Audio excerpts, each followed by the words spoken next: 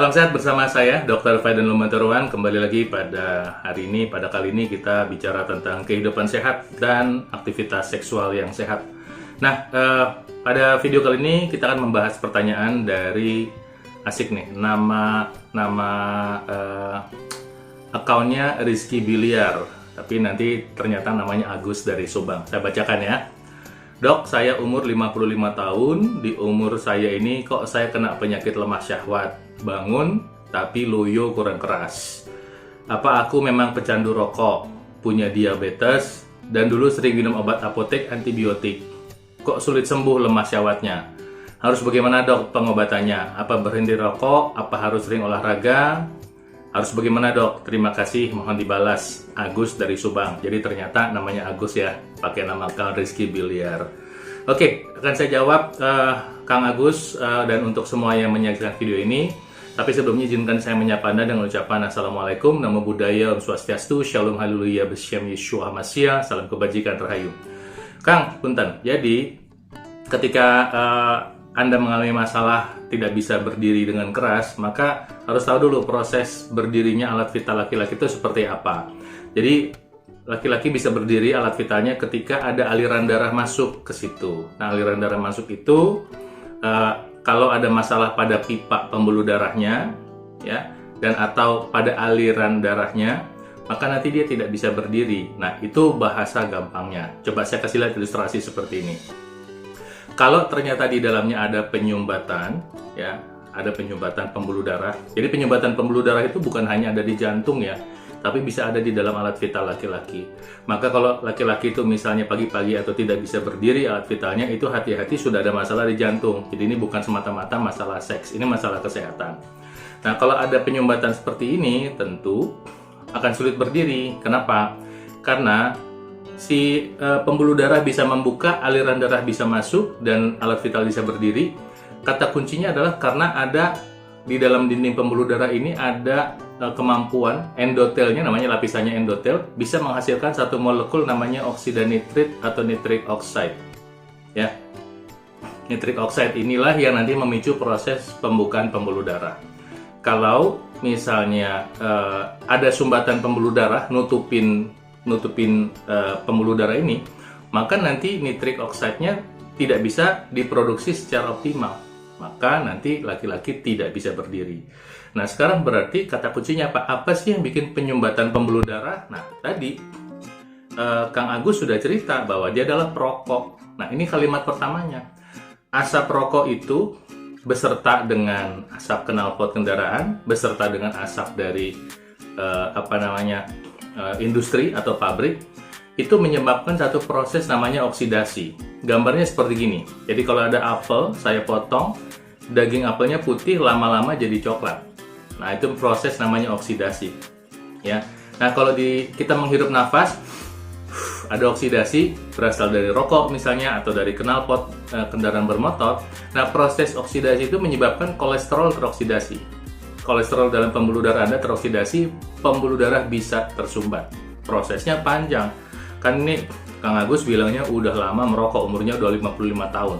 Entah dari umur berapa merokok Kang, mungkin dari umur 20 tahun, atau mungkin dari umur 18. Kalau dari umur 18 ke 55 berarti 37 tahun merokok. Berarti penyumbatan pembuluh darahnya sudah menyebabkan masalah, udah bertahun-tahun jadi masalah. Ya, jadi sudah ada penyumbatan di situ kemungkinan besar, dugaan saya. Dugaan pastinya tentu kalau ada pemeriksaan khusus. Nah, jadi itu yang pertama. Kedua, Kang Agus cerita bahwa dia ada masalah diabetes. Gula darah yang tinggi akibat kebiasaan makan makan kue yang ada gulanya, terus kemudian makan yang cepat meningkatkan gula darah seperti tepung, udah makan kue dikasih gula gitu maksudnya, atau misalnya sambal gulanya banyak, kuah makanan ada gulanya, mie instan.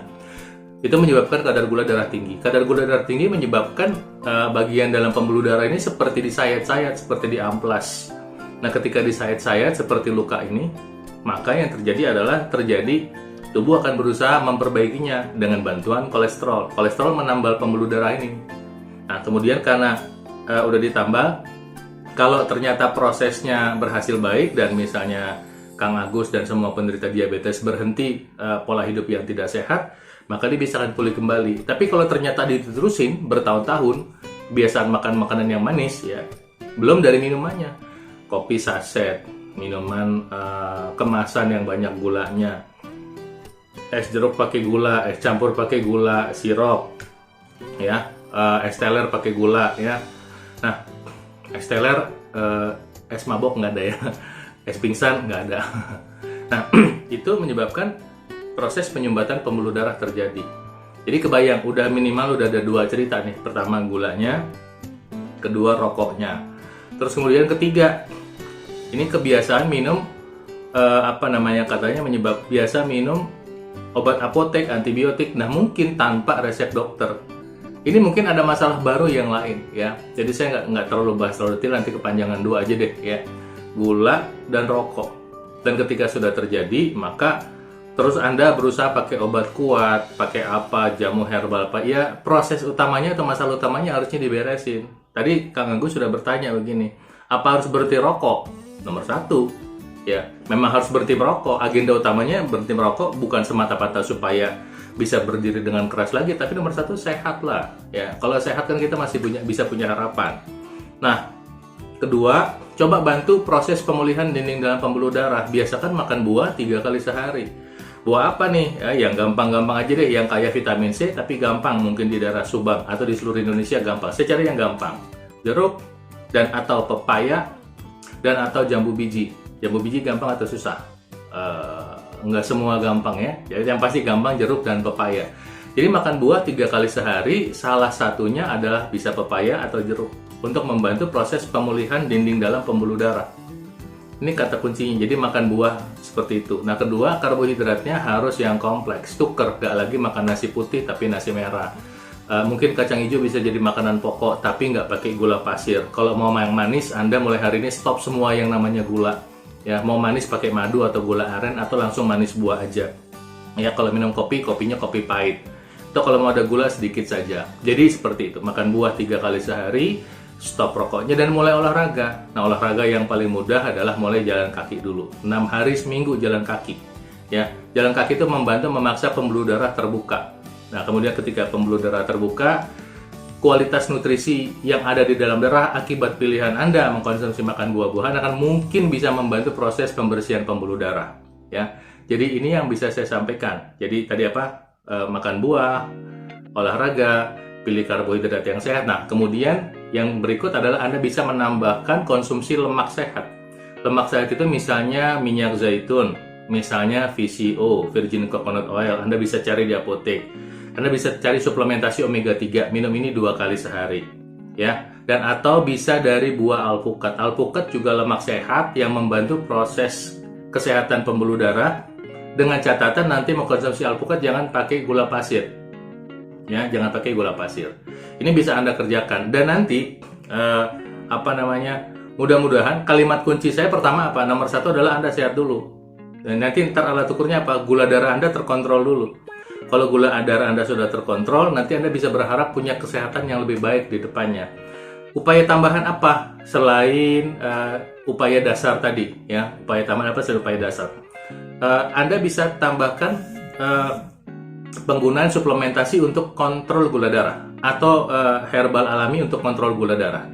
Ada satu yang sangat penting untuk bantu kontrol gula darah adalah kayu manis. Kayu manis itu secara alamiah membantu meningkatkan produksi hormon insulin. Kedua, dia membantu mengoptimalkan kerja insulin, dan ketiga, dia bisa bekerja seperti insulin yang lemah ya. Jadi bukan insulin seperti obat atau insulin asli. Tapi ini merupakan bahan alami kayu manis itu. Jadi ntar Anda biasakan misalnya sehari-hari minum kopi dikasih kayu manis atau teh kasih kayu manis tapi nggak pakai gula lagi. Ini membantu, bukan obat ya. Kayu manis bukan obat, tapi mungkin bahan alamiah untuk membantu kesehatan Anda. Yang kedua adalah jahe ya. Anda bisa menggunakan jahe merah, jahe kuning, jahe hitam campur dengan kopi untuk membantu kontrol gula darah Anda. Kopi sendiri bisa membantu kontrol gula darah ditambah dengan jahe misalnya. Apalagi kopi jahe kayu manis. Nanti kalau bisa nggak pakai pemanis, kalau mau pakai pemanis tadi pakai